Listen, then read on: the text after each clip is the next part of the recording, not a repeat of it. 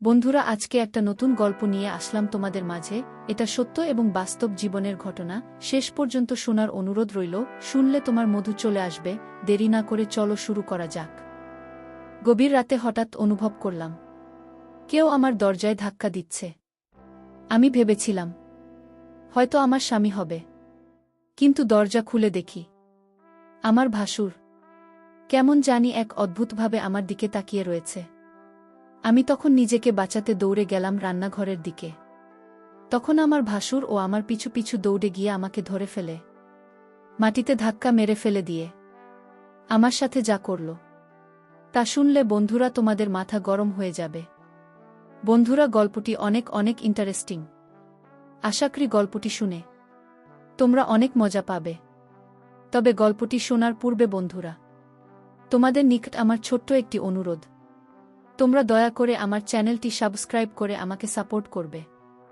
বন্ধুরা, আমার নাম সৃজ্যোতি। বিয়ে হয়েছে আমার ৩ বছর হয়েছে। বিয়ের ৩ বছর পর হঠাৎ করে আমার ভাসুর আমার দিকে খারাপ নজরে তাকাতে শুরু করল। আমার স্বামীর সামনে আমার ভাসুর আমার সঙ্গে খাবার কিছু করতে চাইত, কিন্তু আমার স্বামী আমার ভাসুরকে কিছু বলেনি। আমার স্বামী এত টাকা পুরুষ ছিল যে সে নিজেই আমাকে তার দাদার হাতে সঁপে দিতে চেয়েছিল। আসলে আমার স্বামী এবং আমার জানা নেই যখন তারা দুইজনে স্বেচ্ছায় একে অপরের সঙ্গে নোংরা সম্পর্কে জড়িয়ে গিয়েছিল, তখন আমরা কেউই কথা জানতাম না। একদিন আমার ভাসুর যখন ঘরে ছিল না, তখন আমার স্বামীও যেটা নিয়ে একে অপরের সঙ্গে খারাপ সম্পর্ক ছিল, এবং আমার ভাসুর নিজের চোখে নাকি তাদের দুজনকে একসঙ্গে দেখেছিল। তখন আমার ভাসুর আমার স্বামীকে অনেক মেরেছিল। আসলে আমার ভাসুর ও আমরা আলাদা বাড়িতে থাকতাম।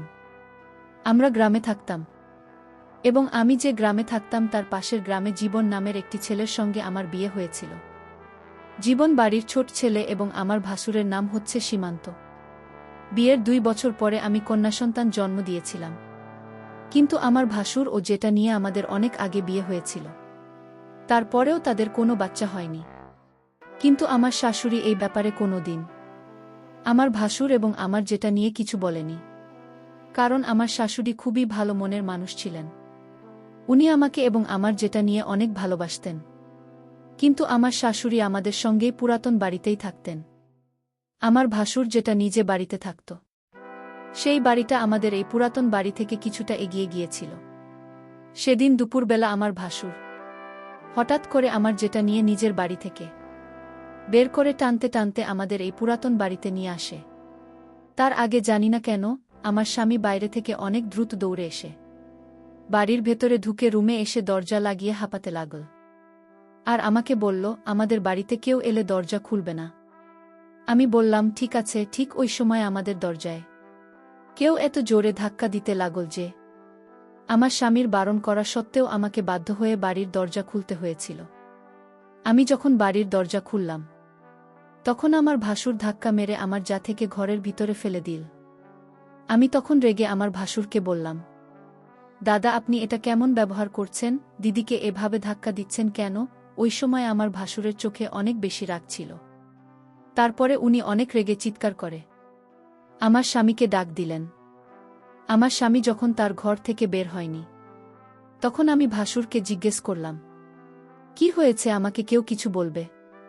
আমার ভাসুর তখন রেগে আমাদের রুমের দরজা ভেঙে দিয়ে আমার স্বামীর কলার ধরে ঘর থেকে বের করে তাকে জোরে ধাক্কা দিয়ে বলল, তোমার স্বামী আর আমার বউ, এরা দুইজন মিলে আমাকে ঠকিয়েছে।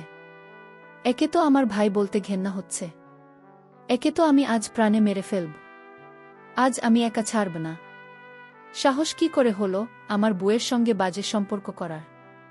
সব কিছু শোনার পরে আমি তো মাথায় হাত দিয়ে বসে পড়েছিলাম, কারণ স্বপ্নেও ভাবতে পারিনি আমার স্বামী এরকম কিছু একটা নোংরা কাজ করবে, তাও আবার তার নিজের বৌদির সঙ্গে।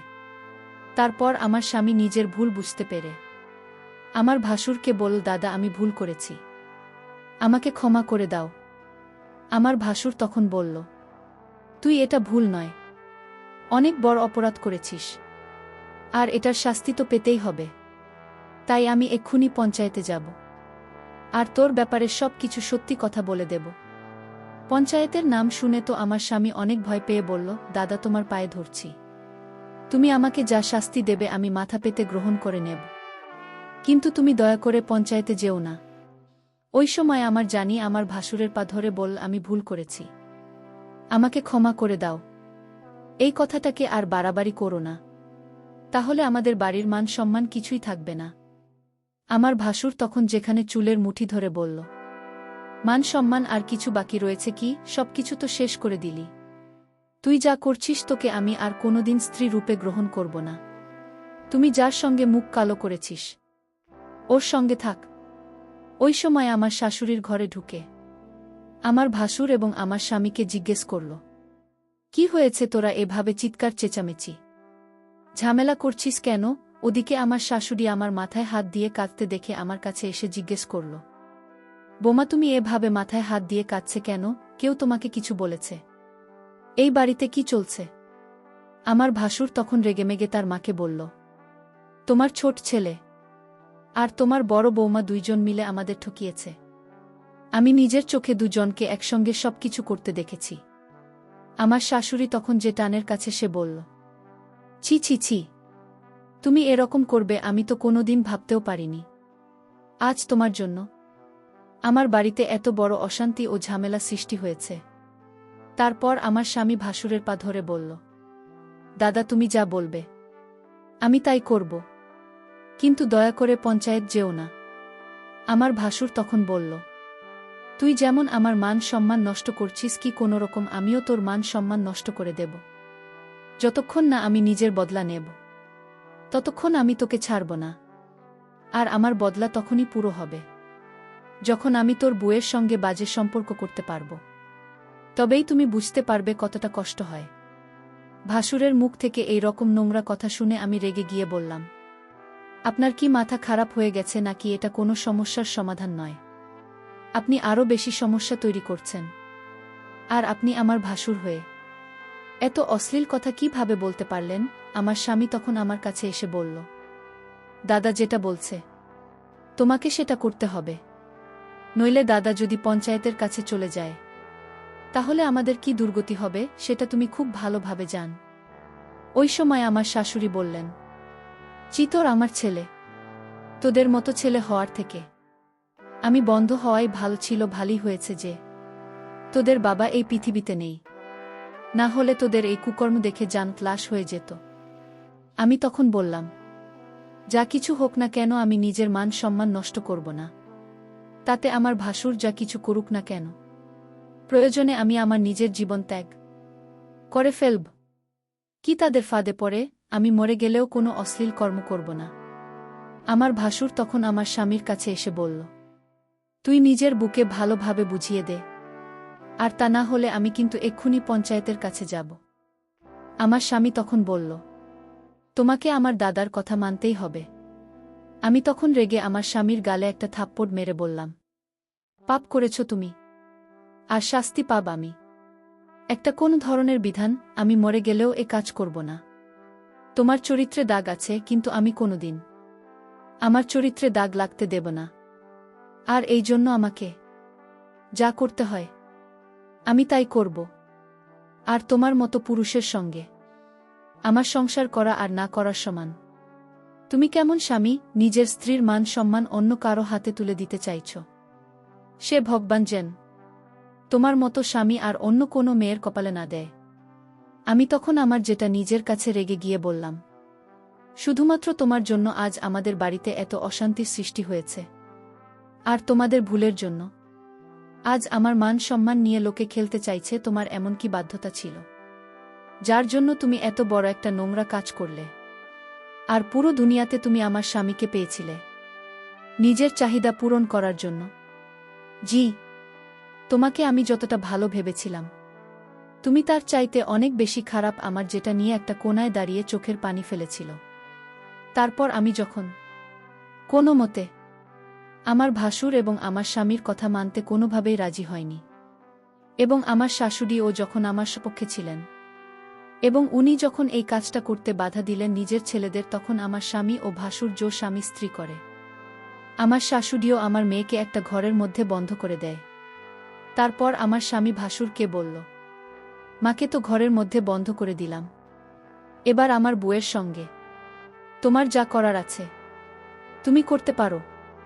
এটা বলে আমার স্বামী যখন ঘরের বাইরে চলে গেল এবং আমার ভাসুর যখন আমার দিকে এগিয়ে আসছিল, তখন আমি না পেরে আমার ভাসুরকে জোরে ধাক্কা দিয়ে দৌড়ে ঘর থেকে বেরিয়ে তাড়াতাড়ি করে পঞ্চায়েতের দিকে গিয়েছিলাম। আমার ভাসুর আমার পেছনে আমাকে ধরার জন্য ছুটে আসছিল। আমি কোনো রকমভাবে নিজের মান সম্মান রক্ষা করে তাড়াতাড়ি পঞ্চায়েতে এসে হাজির হয়েছিলাম। ভেবেছিলাম পঞ্চায়েত আমার সঙ্গে ন্যায্য বিচার করবে, কিন্তু পঞ্চায়েতে আমাদের ব্যাপারে সব কথা শোনার পরে যা সিদ্ধান্ত নিয়েছিল সেটা শুনে তো আমার পায়ের তলা থেকে যেন মাটি সরে যাবার অবস্থা হল। সব কিছু শোনার পরে পঞ্চায়েত আমার ভাসুরকে জিজ্ঞেস করো যে সে কি চায়। আমার ভাসুর তখন জোর গলায় করে বলল, আমার ভাই যেমন আমার বউয়ের সঙ্গে বাজে কাজ করেছে, আমি ঠিক তার বউয়ের সঙ্গে এরকম কাজ করতে চাই, তবে আমার সঙ্গে ন্যায্য বিচার হবে। পঞ্চায়েতের যিনি প্রধান ছিলেন তিনি উনার সহকর্মীদের সঙ্গে কিছু আলোচনা করার পরে ঘোষণা করলেন যে আমার ভাসুর যেটা বলছেন সেটাই হবে। ওটা শোনার পরে তো আমি পঞ্চায়েতকে বলেছিলাম, আপনারা এটা ঠিক করছেন না, আপনারা আমার সঙ্গে অন্যায় করছেন। আমার স্বামী এবং আমার যেটা আমি ভুল কাজ করেছে, কিন্তু এটার শাস্তি আমি কেন পাব? আমার সঙ্গে এত বড় পাপ কাজ আপনারা করতে পারেন না, তাই আমি পুলিশের কাছে যাব, কিন্তু আমার সঙ্গে এত বড় অন্যায় আমি কোনো মতেই হতে দেব না। ওদিকে আমার যেটা নিয়ে শাস্তিস্বরূপ পঞ্চায়েতের প্রধান এবং তার সহকর্মীরা পঞ্চায়েতের ঘরে তাকে বন্দী করে রেখেছিল। আমি যখন পঞ্চায়েতের আদেশ মানতে রাজি হয়নি, তখন পঞ্চায়েতের প্রধান বলে দিয়েছিল যে গ্রামের কোনো মানুষ যাতে আমাদেরকে সাহায্য না করে, গ্রামের কোনো দোকানদার যাতে আমাদের কাছে কোনো জিনিস বিক্রি না করে, এমনকি গ্রামের যে টিউবওয়েল থেকে আমরা জল তুলে আনতাম সেটাও আমাদেরকে বারণ করে দিয়েছিল। আসলে আমাদের গ্রামের মানুষেরা পঞ্চায়েতের প্রত্যেকটা আদেশ খুব ভালোভাবে মেনে চলত। তাছাড়া আমাদের কাছে আর কোনো উপায় ছিল না। পুলিশের কাছে কেউ ভয়ে যেত না, কারণ পঞ্চায়েত যখন জানতে পারে যে কোনো মানুষ তার বিচার সালিশ করার জন্য পুলিশের কাছে গেছে, তখন তাদের সমস্ত সুযোগ সুবিধা পঞ্চায়েত বন্ধ করে দিত। তাই গ্রামের মানুষ ভয়ে পুলিশের কাছে যেত না। গ্রামে কোনো বাড়িতে কোনো কিছুর অসুবিধা হলে সেটা পঞ্চায়েত মীমাংসা করত। এমনকি কেউ যদি পুলিশের কাছে যেতে চাইত তাহলে পঞ্চায়েত তাকে কঠিন শাস্তি দিত। পঞ্চায়েতে যা কিছু মীমাংসা হয়েছিল সব কিছু শোনার পরেও আমার স্বামী কাপুরুষের মতো চুপচাপ দাঁড়িয়েছিল। আমার তো এটা ভেবে আশ্চর্য লাগছিল, একটা মানুষের সঙ্গে এত বছর সংসার করার পরেও সে কিভাবে নিজের বুকে ধোঁকা দিতে পারে। শুধু তাই নয়, নিজের কুকর্ম করার পরে তার সমস্ত কুকর্মের ফল আমার ঘাড়ে চাপিয়ে দিতে পারে।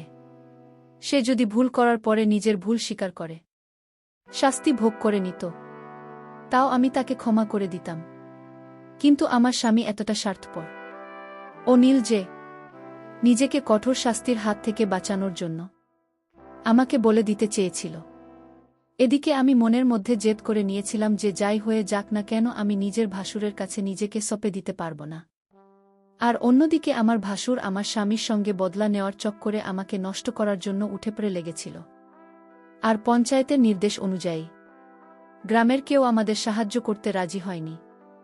গত 2 দিন থেকে আমি, আমার শাশুড়ি ও আমার মেয়ে আমরা না খেয়ে দিন কাটাচ্ছিলাম। আমাদের বাড়ির সমস্ত খাবার শেষ হয়ে গেছিল। আমার শাশুড়ি যখন গ্রামের দোকানে গিয়েছিল চাল ডাল কেনার জন্য, তখন কেউ আমাদের খাবার দেয়নি, কারণ গ্রামের পঞ্চায়েত বলেছিল আমাদের যদি কেউ সাহায্য করে তাহলে আমাদের মতো তাদেরও অসহায় করে ছেড়ে দেবে। ওই ভয়ে কেউ আমাদের সাহায্য করেনি। আমার 4 বছরের ছোট্ট মেয়েটা না খেয়েই দিন কাটিয়েছিল। ওদিকে আমার স্বামী শাশুড়ির ভয়ে আমাদের বাড়ি ফেরেনি। তারপর সেদিন সন্ধ্যাবেলায় আমাদের বাড়ির দরজায় যখন কেউ ডাক দিচ্ছিল তখন দরজা খুলে দেখলাম আমার স্বামী বাইরে দাঁড়িয়ে আছে। তাকে দেখে তো আমার পুরো শরীর রাগে জ্বলছিল। সে তখন আমার ধরে বলল, দয়া করে তুমি পঞ্চায়েতের কথা মেনে নাও এবং আমার দাদার সঙ্গেই কাজটি করে নাও। মাত্র 1 দিনের তো ব্যাপার, প্লিজ তুমি আমার প্রতি দয়া করো। আর তাহলে আমি মরে যাব। যদি তুমি এই কাজটি করো তাহলে আমাদের সবকিছু ঠিক হয়ে যাবে।